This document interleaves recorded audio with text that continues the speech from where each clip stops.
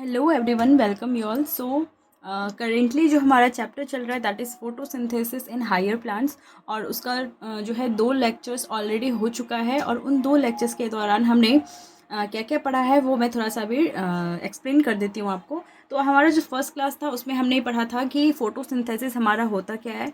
उसके बाद जो है जितने भी एक्सपेरिमेंट थे that is the variegated leaf experiment, moles की हाफ लीफ एक्सपेरिमेंट, उसके बाद प्रिस्टलीजी की एक्सपेरिमेंट, उसके बाद जैन इंजन होज की एक्सपेरिमेंट, जूलियस वॉनसैक की एक्सपेरिमेंट, एंजलमैन एक्सपेरिमेंट, और लास्ट एक्सपेरिमेंट हमारा था फर्स्ट क्लास के दौरान दैट इज़ द कॉर्नेलियस वान नील का एक्सपेरिमेंट।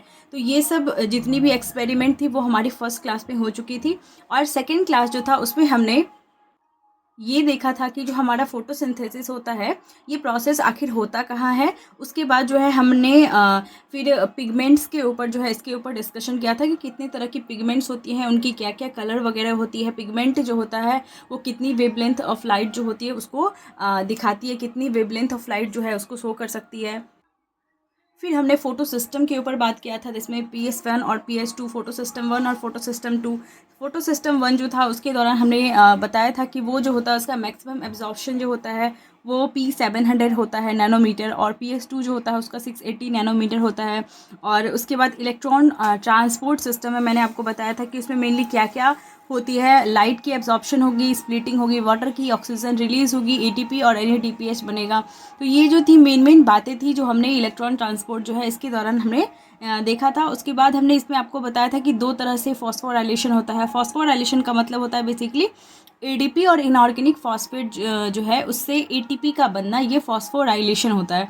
और साइक्लिक और नॉन साइक्लिक 2 तरह की फॉस्फोराइलेशन हमने आपको बताया था, जिसमें मैंने साइक्लिक वाला जो है उसको डिटेल में करवाया था। और मैंने आपको बताया था कि बेसिकली जो हमारा सनलाइट होता है वो पहले PS1 पे पड़ेगा फोटो, क्योंकि साइक्लिक फॉस्फोराइलेशन जो होता है उसमें सिर्फ एक ही फोटो सिस्टम जो होता है PS1 P700 वाला वो इन्वॉल्व होता है, और वही उसका रिएक्शन सेंटर होता है। तो PS1 पे लाइट पड़ेगा, उसके बाद इलेक्ट्रॉन एक्सेप्टर होगा उसका कुछ, उसके बाद वहाँ से इलेक्ट्रॉन जो होता है वो मूव करते करते वापस से क्या होता है PS1 तक आ जाता है।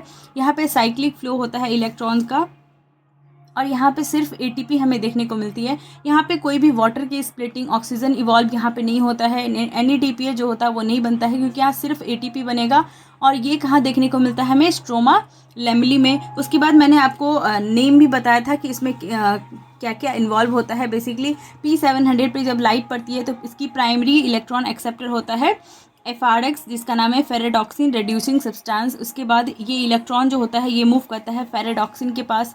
उसके बाद प्लास्टोक्यूनॉन, उसके बाद साइटोक्रोम B6, और उसके बाद साइटोक्रोम F। उसके बाद वापस से जो इलेक्ट्रॉन होता है वो P700 तक आ जाता है। तो ये थी हमारे साइक्लिक फॉस्फोराइलेशन की।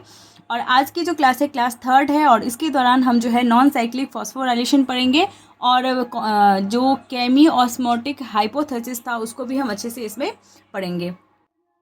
तो आज की जो क्लास है इसमें भी फॉस्फोराइलेशन वाला ही पार्ट चल रहा है। इसमें आता है हमारा नॉन साइक्लिक फॉस्फोराइलेशन, जो है ये वाला पार्ट हमें इसमें देखने को मिलेगा। तो यहाँ पे क्या होता है नॉन साइक्लिक फॉस्फोराइलेशन में क्या होता है कि इसमें दोनों फोटो सिस्टम जो है PS1 और PS2 दोनों इन्वॉल्व है। तो सबसे पहले क्या है कि यहाँ पे जो लाइट है दोनों तरफ पड़ रही है, मतलब P680 यानी कि PS2 पे भी पड़ रही है, PS1 जो है P700 यहाँ पे भी पड़ रही है। तो 680 नैनोमीटर वाली रेंज की जो फोटो सिस्टम है उस पर जब पड़ रही है तो उस वहाँ पे क्या हमें देखने को मिल रहा है, क्योंकि PS1 के साथ तो मैंने आपको बताया कि ये जो PS1 था साइक्लिक फॉस्फोराइलेशन में, यहाँ पे सिर्फ PS1 था, और यहाँ पे कोई वाटर की स्प्लिटिंग हमें देखने को नहीं मिली थी। यानी कि वाटर की जो स्प्लिटिंग होती है वो किसके साथ इन्वॉल्व होती है, PS2 के साथ, यानी कि P680 के साथ। तो यहाँ पे क्या होता है वाटर की स्प्लिटिंग होगी, जो भी वाटर स्प्लिट होगा वो, मान लेते कि हमारे पास वाटर की जो मॉलिक्यूल है ये टूटती है 4 हाइड्रोजन, और मतलब 4 प्रोटॉन, 4 इलेक्ट्रॉन और ऑक्सीजन मॉलिक्यूल में, ठीक है। और इसका जो इलेक्ट्रॉन है ये वापस से जाता है P680 के पास, और फिर यहाँ से वही इलेक्ट्रॉन जो होता है वो उसका मूवमेंट होता रहता है, क्योंकि यहाँ पे जो भी इलेक्ट्रॉन यहाँ से लॉस हो रहा है उसको कंपेंसेट कौन कर रहा होता है, ये वाटर की जो स्प्लिटिंग होती है इससे जो इलेक्ट्रॉन निकलते हैं ये क्या करता है, इसको कंपेंसेट करता रहता है, ठीक है, वापस से रिन्यू करता रहता है। तो यहाँ से पहले इस पर लाइट पड़ी, यहाँ से 2 इलेक्ट्रॉन जो होता है इसके PS2 का जो भी प्राइमरी इलेक्ट्रॉन एक्सेप्टर होगा, जो सबसे पहले इलेक्ट्रॉन को एक्सेप्ट करेगा वो होगा। उसके बाद यहाँ से जो है मूव करते करते P700 तक आएगा, और यहाँ तक आने में जो होता है ATP की फॉर्मेशन होती है। इस दौरान जब PS2 से PS1 जाता है तो यहाँ पे ATP बनता है ADP और इनऑर्गेनिक फॉस्फेट से, यही होता है इलेक्ट्रॉन ट्रांसपोर्ट सिस्टम। और फिर यहाँ से क्या होता है, P700 से भी जो है इलेक्ट्रॉन निकला। मान लेते हैं कि हम 2 इलेक्ट्रॉन की बातें हो रही है, तो यहाँ से वही 2 इलेक्ट्रॉन यहाँ मूव किया, फिर यहाँ से वही 2 इलेक्ट्रॉन इधर मूव करेगा, और फिर यहाँ पे जाके क्या होगा कि यही जो PS1 होगा यहाँ पे इसका प्राइमरी इलेक्ट्रॉन एक्सेप्टर, वहाँ तक जाएगा इलेक्ट्रॉन, उसके बाद यहाँ आ जाएगा फेरेडॉक्सिन के पास। और फेरेडॉक्सिन जो है होता है वो क्या करता है, जो NADP होता है वो 2 इलेक्ट्रॉन और 2 प्रोटॉन कहाँ से लेता है ये मैं आपको बताऊंगी केमी ऑस्मोटिक हाइपोथेसिस से। बेसिकली अभी 2 इलेक्ट्रॉन ये लेगा और प्रोटॉन भी लेगा, और प्रोटॉन जो होता है मैं दिखाऊंगी, और NADP जो होता है NADP कन्वर्ट हो जाएगा NADPH2 में। किसके हेल्प से, फेरेडॉक्सिन इसको कन्वर्ट करता है NADP रिडक्टेज के प्रेजेंस में, NADP जो होता है वो NADPH2 में कन्वर्ट हो जाता है। तो बेसिकली यही थी हमारी नॉन साइक्लिक फॉस्फोराइलेशन। अब इसमें हम देख लेते हैं कि क्या क्या चीज़ इन्वॉल्व रहती है। बेसिकली हमारा जो PS2 है यहाँ पे क्या होता है, सबसे पहले लाइट पड़ी, इसकी प्राइमरी इलेक्ट्रॉन एक्सेप्टर जो होता है वो फियोफाइटिन होता है, ठीक है। तो हमें पूछ सकता है कि जो प्राइमरी इलेक्ट्रॉन एक्सेप्टर होता है PS2 का वो कौन होता है, तो हम लिखेंगे फियोफाइटिन। फियोफाइटिन जो होता है, इसके बाद जो होता है इलेक्ट्रॉन जाता है प्लास्टोक्यूनॉन के पास। प्लास्टोक्यूनॉन जो है इसके बाद इलेक्ट्रॉन जाता है साइटोक्रोम बी तक, और साइटोक्रोम बी से प्लास्टोसाइनिन तक, और प्लास्टोसाइनिन जो है यहाँ से इलेक्ट्रॉन जाता है P700 तक। P700 जो होता है इसका प्राइमरी इलेक्ट्रॉन एक्सेप्टर होता है फेरेडॉक्सिन, जो कि आयरन सल्फर प्रोटीन होता है, ठीक है। FeS प्रोटीन होता है basically, iron sulphur protein ferredoxin, ये प्राइमरी इलेक्ट्रॉन एक्सेप्टर होता है P700 का, यानी कि फोटो सिस्टम 1 का।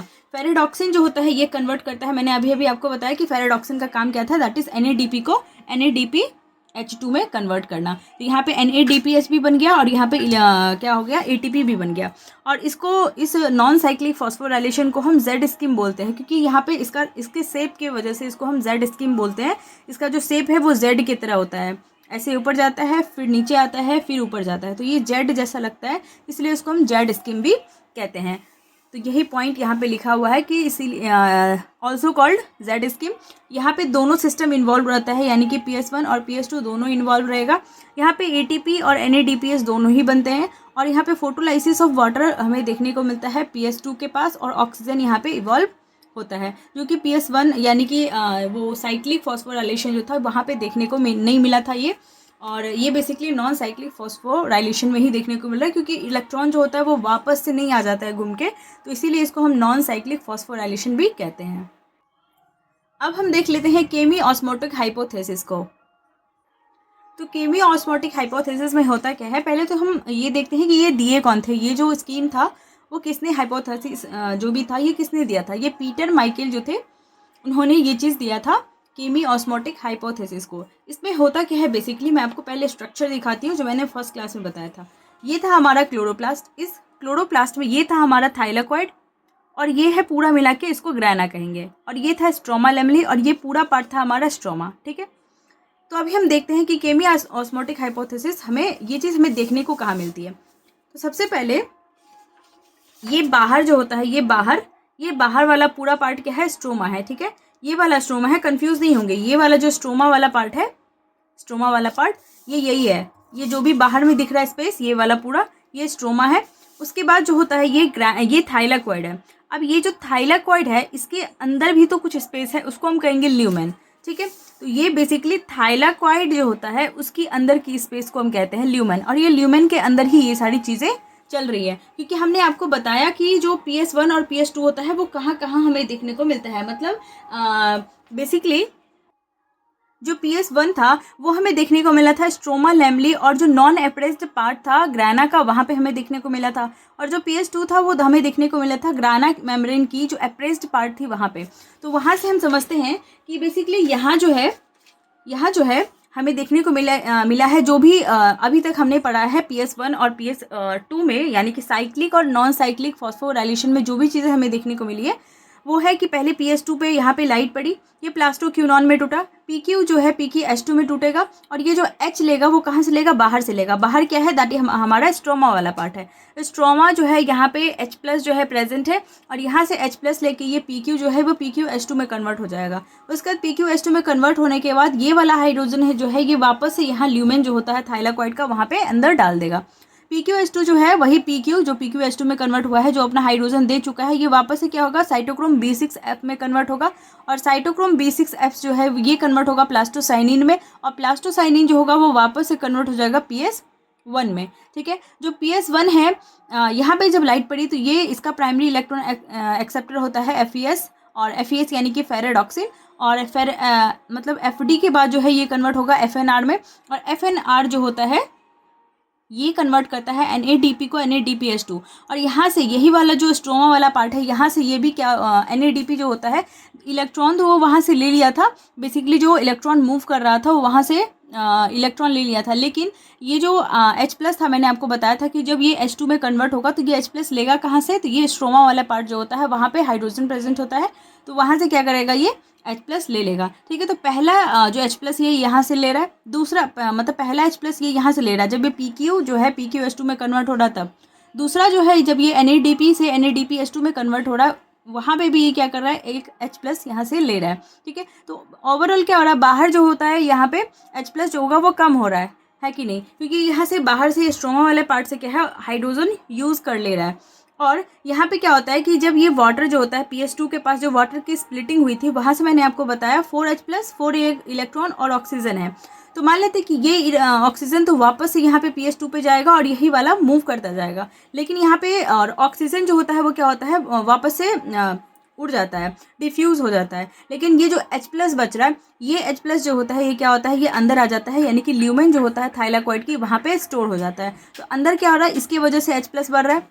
उसके बाद है यहाँ पे जो ये वाला पार्ट था हमारा PqH2 वाला, यहाँ से भी H+ जो है वो आ रहा है, तो बेसिकली यहाँ भी H+ आ रहा है, यहाँ भी H+ आ रहा है, दोनों जगह आ रहा है, और बाहर क्या हो रहा है कम हो रहा है, तो यहाँ पे क्या होता है इलेक्ट्रॉन ट्रांसपोर्ट सिस्टम चलता है, क्योंकि कभी भी क्या होता है कि हाई कंसंट्रेशन से होता है लो कंसंट्रेशन की तरफ कोई भी चीज़ मूव करती है, तो कंसंट्रेशन जो है अंदर बढ़ चुकी है क्योंकि H+ जो होता है वो अंदर बढ़ चुका है, और बाहर जो है वो कम हो रहा है, स्ट्रोमा वाले पार्ट में कम हो रहा है, ल्यूमेन में यहाँ पे बढ़ रहा है, तो यहाँ से क्या होगा ट्रांसपोर्ट होता है, बेसिकली इसी केमी ऑस्मोटिक हाइपोथेसिस में होता है यहाँ पे ऑस्मोसिस के जरिए, मतलब ऑस्मोसिस जो होता है हायर कंसंट्रेशन से लोअर कंसंट्रेशन की तरफ मूव करना, तो मतलब बेसिकली यहाँ पे प्रोटीन पंप जो होता है उसकी भी रिक्वायरमेंट होती है, प्रोटीन पंप के जरिए क्या होता है कि हाई कंसंट्रेशन से लो कंसंट्रेशन की तरफ H+ मूव करता है, तो हाइपोथेसिस जो होता है केमी ऑस्मोटिक हाइपोथेसिस इसमें इसके दौरान बेसिकली यही चीज़ें बताई गई है। तो यहाँ पे क्या होता है ये H+ होगा वो अब बाहर की तरफ मूव करेगा, लेकिन बाहर की तरफ मूव करने के लिए क्या चाहिए इसको प्रोटोन पंप चाहिए। इस प्रोटोन पंप की दो पार्ट होती है, एक होती है CF0 पार्ट, एक होता है CF1 पार्ट, और यहाँ पे क्या होता है बेसिकली ADP और इनऑर्गेनिक फॉस्फेट से यहाँ पे ATP बन जाता है। बाहर में H+ कम है मैंने आपको बताया है, और अंदर जो है होता है H+ वो ज़्यादा है। ठीक है, अब यहाँ पे हम देख लेते हैं कुछ पॉइंट, जैसे कि जो ग्रेडियंट प्रोटोन होता है वो डेवलप होता है किस वजह से। मैंने आपको चीज़ें बताई है कि जब वाटर की स्प्लिटिंग होती है on the inner side of the membrane of the thylakoid, तो थाइलाकोइड की जो मेम्ब्रेन है उसकी जब अंदर साइड में वाटर की स्प्लिटिंग होती है तो वहाँ से क्या होता है कि प्रोटोन एक्यूमुलेट हो जाता है इन the lumen of the thylakoid, यहाँ पे वाटर की स्प्लिटिंग की वजह से यहाँ पे स्टोर हो जाता है H+। दूसरा जो है जब PQ प्लास्टोक्विनोन जो है PQ जो PqH2 में कन्वर्ट होता है तो ये H+ कहाँ से ले लेता है, स्ट्रोमा वाले पार्ट से ले लेता है, तो वहाँ पे H+ क्या होगा कम हो जाएगा, और H+ बढ़ का रहा है यहाँ पे ये PqH2 जो है वापस H+ दे कहाँ देता है ल्यूमेन के अंदर दे देता है, तो यहाँ पे फिर से बढ़ रहा है, और यहाँ पे स्ट्रोमा वाले पार्ट से H+ क्या हो रहा है कम हो रहा है। तीसरा जो चीज़ है जब NADP जो है NADP पॉजिटिव में कन्वर्ट हो रहा है, तो NADP पॉजिटिव यानी कि NADPH2 में जब कन्वर्ट हो रहा है तो ये जो H+ है वो कहाँ से ले रहा है, फ्रॉम द स्ट्रोमा से ले रहा है कि नहीं, तो यहाँ से फिर से स्ट्रोमा के अंदर क्या हो रहा है H+ जो होता है वो कम हो रहा है। और कुछ पॉइंट्स हैं इस हाइपोथेसिस की कि due to accumulation of the protons in the lumen create proton grade, इसी जो मतलब ल्यूमेन के अंदर क्या हो रहा है कि H+ बहुत ज़्यादा बढ़ रहा है और बाहर स्ट्रोमा वाले पार्ट में क्या हो रहा है H+ कम होता जा रहा है, तो यहाँ पे एक ग्रेडियंट जो होता है प्रोटोन ग्रेडियंट वो क्रिएट हो जाता है, and proton gradient is important होता है because it leads to the synthesis of the ATP। और प्रोटोन ग्रेडियंट इसलिए इंपॉर्टेंट है क्योंकि यहाँ पे क्या होता है ATP की सिंथेसिस होती है, क्योंकि यहाँ पे क्या होता है कि हायर कंसंट्रेशन से लोअर कंसंट्रेशन की तरफ जो चीज़ें होती है जो H+ है वो क्या हो रहा है मूव करेगा। अब जो ATP सिंथेज है इसकी मैंने दो पार्ट बताई है, यानी कि जो प्रोटोन पंप था उसका दो पार्ट था, एक CF0 पार्ट था और एक CF1 पार्ट था। जो CF नॉड पार्ट था वो क्या था, इम्बेडेड था in the membrane of the thylakoid. Thylakoid की जो मेम्ब्रेन होती है उसके अंदर धंसा हुआ था, यानी कि इम्बेडेड था, और ये फॉर्म कर रहा था ट्रांस मेम्ब्रेन जो होता है चैनल, उसकी तरह ये एक्ट कर रहा था। जो CF1 था on the outer surface of the thylakoid membrane on the side that faces the stroma, यानी कि स्ट्रोमा वाला पार्ट जो था बाहर की तरफ, उसकी तरफ ये आउटर सरफेस जो होता है थाइलाकॉइड की मेम्ब्रेन की, वहाँ पे हमें देखने को मिला था CF1 पार्ट। तो यहाँ से क्वेश्चन आता है कि CF नॉड और CF1 पार्ट कहाँ कहाँ है, तो ये वाला एम्बेडेड होता है और ये बाहर की तरफ होता है, ठीक है। उसके बाद ATP जो होता है वो प्रोड्यूस होता है, will be used immediately in the biosynthetic phase. यहाँ से जो ATP प्रोड्यूस हुई है वो कहाँ पे यूज होगी, बायोसिंथेटिक रिएक्शन, यानी कि जो हमारा डार्क रिएक्शन था मैंने आपको बताया था, उसको हम कार्बन रिएक्शन भी कहते हैं, क्योंकि वहाँ पे क्या होता है बेसिकली हमें ये मिलता है, यानी कि फूड देखने को मिलता है, हमें ग्लूकोज वगैरह हमें वहाँ से सिंथेसिस होने को मिलती है, इसलिए हम उसको क्या कहते हैं, बायोसिंथेटिक फेज कहते हैं, या फिर उसको हम कार्बन रिएक्शन भी कहते हैं। Taking place in the stroma responsible for the fixing CO2 and sugar की सिंथेसिस होती है, जैसा मैंने अभी आपको बताया। नेक्स्ट जो हमारा टॉपिक है उसी के अंदर, that is where are the ATP and NADPH use. जो ATP और NADPH है वो यूज़ होता कहाँ है, the product of the light reaction that is the ATP, NADPH और O2, ये तीन हमारा प्रोडक्ट है लाइट रिएक्शन का। और ATP और NADPH यूज़ कहाँ आता है, ये हम टॉपिक अभी पढ़ रहे हैं। तो इसमें ऑक्सीजन जो होता है ये डिफ्यूज़ होता है आउट ऑफ द क्लोरोप्लास्ट। हमने आपको बताया कि क्लोरोप्लास्ट के बाहर जो होता है वो ऑक्सीजन डिफ्यूज़ हो जाएगा, और लाइट की रिएक्शन में ATP, NADPH और O2 बचा। इसमें से O2 डिफ्यूज़ हो गया, बचा कि हमारा ATP और NADPH बचा। इसमें से भी ATP और NADPH जो होता है इसका यूज़ होता है टू सिंथेसाइज द फूड, यानी कि शुगर। जो शुगर की सिंथेसिस होती है उसमें ATP और NADPH जो होता है इसका यूज़ होता है। इसको हम बायोसिंथेटिक फेज या फिर डार्क फेज भी कहते हैं। और डार्क फेज का मतलब ये नहीं है कि रिएक्शन डार्क में हो रही है, बेसिकली इसमें ये डिपेंडेंट होता है लाइट रिएक्शन की जो प्रोडक्ट है ATP और NADPH इस पर डिपेंडेंट है, इसलिए इसको हम इसको बायोसिंथेटिक या फिर डार्क फेज कहते हैं। इसके बाद जो है हमारा नेक्स्ट टॉपिक है that is the C3 cycle या TCA साइकिल। बेसिकली यहाँ से क्या हो रहा है, फूड की सिंथेसिस होगी, डार्क रिएक्शन स्टार्ट हो चुका है, यहाँ पे फूड की अब सिंथेसिस होगी। तो इसमें 3 स्टेप बेसिकली इन्वॉल्व होता है, that is the carboxylation, reduction और द रीजनरेशन।